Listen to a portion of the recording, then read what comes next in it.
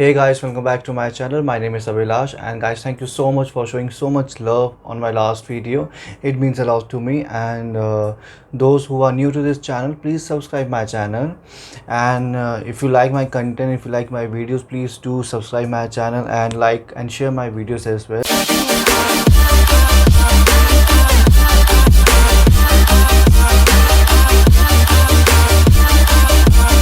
So recently I got a many requests from YouTube and from my Instagram account to make a video on cabin crew training.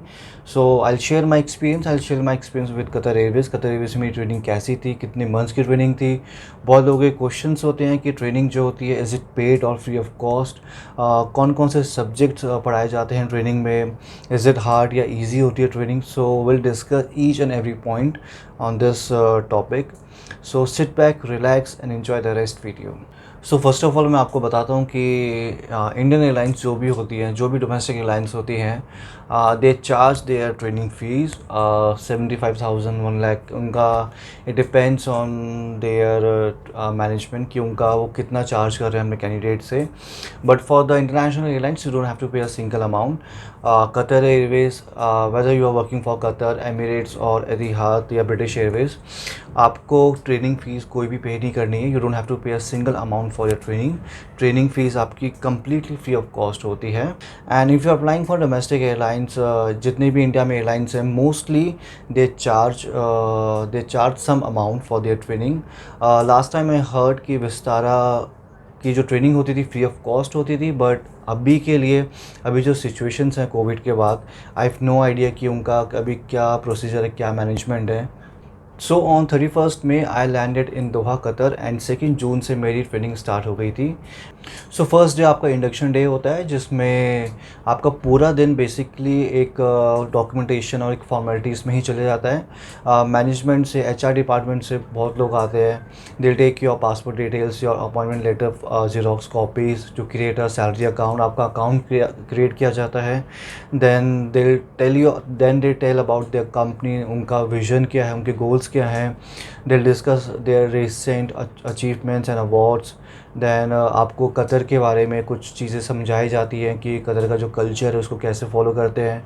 Curfew के बारे में बताया जाता है कि जो आपका अकोमोडेशन है उसमें आप कब तक स्टे, आप कर्फ्यू से बाहर अपने अकोमोडेशन से आप कितने टाइम तक बाहर रह सकते हैं, और उसकी टाइमिंग्स आपसे डिस्कस की जाती हैं.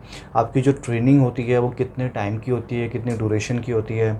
ट्रेनिंग में आपको किन किन चीज़ों का ध्यान रखना चाहिए, कौन कौन से टॉपिक सब्जेक्ट्स आपको पढ़ाए जाएंगे, उन चीज़ों के बारे में ये पूरा जो दिन होता है, फर्स्ट डे इंडक्शन डे, इसमें आपको सिखाया जाता है, समझाया जाता है. तो आपको जो फर्स्ट डे होता है आपका इन्हीं चीज़ों में चले जाता है.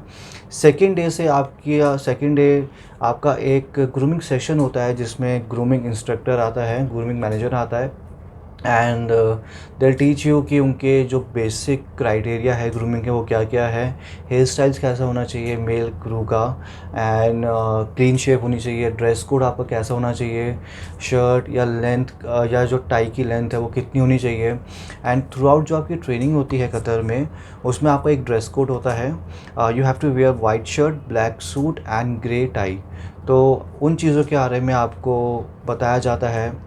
तो इस इंडक्शन डे में आपको आपकी ट्रेनिंग की शिफ्ट्स की टाइमिंग बताई जाती हैं. एंड मोस्टली कतर में ट्रेनिंग के टाइम में ट्रेनिंग के लिए 2 शिफ्ट्स अलॉट की जाती हैं. एक मॉर्निंग शिफ्ट होती है और एक आफ्टरनून शिफ्ट होती है. मॉर्निंग शिफ्ट आपकी स्टार्ट होती है 6:30 in the morning to 2:30 in the afternoon.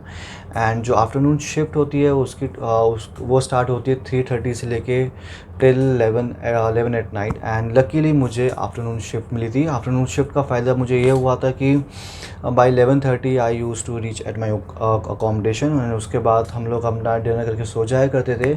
सुबह हम लोग आराम से 8-9 बजे उठने के बाद हमारे पास काफ़ी टाइम होता था रिविज़न करने का, ब्रेकफास्ट करने का एंड रेडी होने का.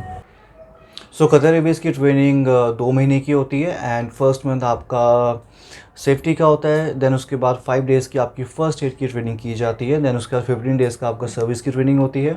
एंड बाकी कुछ दिन्स में आपकी फॉर्मेलिटीज़ जैसे कि मेडिकल्स कराना, ये सब उन चीज़ों में टाइम चला जाता है. और best thing that you don't have to pay a single amount for this training. And you'll get your basic salary which is 3500 Qatari riyal, India के हिसाब से 75,000 आपको हर महीने मिलते हैं आपकी ट्रेनिंग के टाइम पे। सो ट्रेनिंग स्टार्ट होने से पहले आपको ग्रुप्स, आपको बैचेस में डिवाइड कर दिया जाता है एंड मेरे बैच में 18 बॉयज़ थे।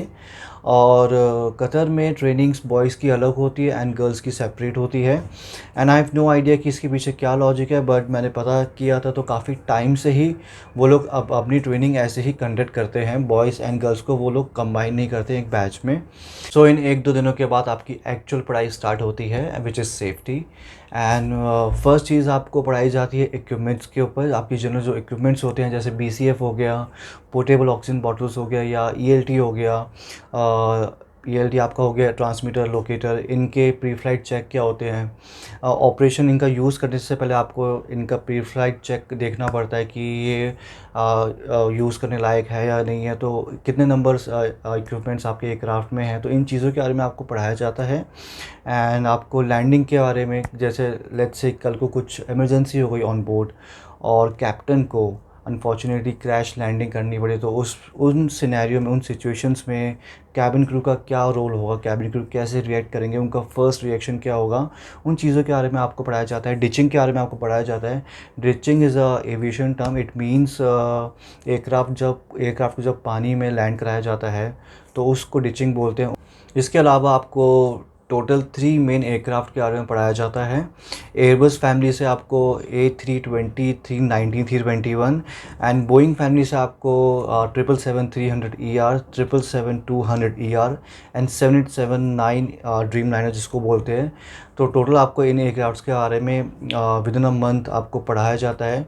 इनके डोर ऑपरेशंस कैसे होते हैं, इनके जो डोर होते हैं उनको कैसे ऑपरेट किया जाता है, कैसे ओपन क्लोज़ किया जाता है, इमरजेंसी के टाइम पे, इवैक्यूएशन के टाइम पे इनको कैसे यूज़ किया जाता है, कैसे ओपन किया जाता है, उन चीज़ों के बारे में आपको पढ़ाया जाता है। क्योंकि आप देखें जैसे एयरबस के जितनी भी एयरक्राफ्ट्स हैं, जो बोइंग के जितने भी एयरक्राफ्ट्स हैं, इनके फ़ीचर्स अलग हैं, इनके ऑपरेशंस अलग हैं, तो उन चीज़ों के बारे में आपको पढ़ाया जाता है इस थ्रू आउट सेफ्टी की ट्रेनिंग में। इसके बाद आपकी बारी आती है फर्स्ट एड ट्रेनिंग की, जो कि 5 डेज़ की होती है। And let's say in future on board if there is any medical emergency such as severe bleeding, या किसी को या if someone suffering from shock और heart attack, तो उन चीज़ों के लिए, उन मेडिकल इमरजेंसीज़ के लिए कैबिन क्रू को ट्रेन किया जाता है।